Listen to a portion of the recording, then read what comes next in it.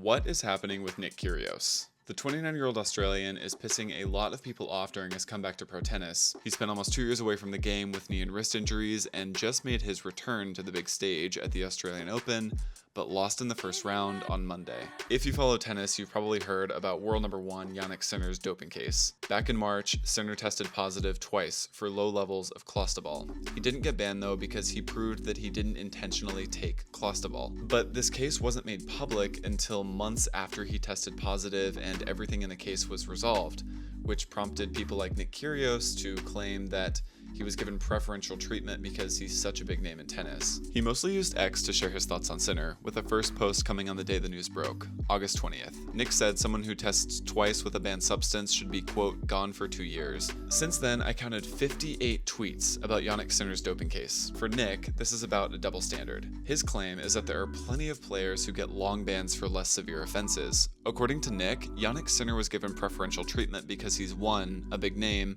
and 2, Italian, just like many of the ATP executives. But what makes Nick's approach so controversial is that he's making Sinner the bad guy here, when he should be directing the majority of his frustrations at the system that allowed Sinner to keep playing after 2 positive doping tests. Now, Kyrgios is known for being divisive. He's built a sort of bad boy image over the course of his 10+ years on tour. From on-court tantrums to edgy comments in the press room, he's in the news for his bad behavior more than he is for his tennis. But this time, Nick has taken the nuance and subtlety out of a very complex situation. He's disregarded important details of Jannik's case and oversimplified it with tweets like this. And he has a good reason to. These posts do well on social media and get him a lot of visibility.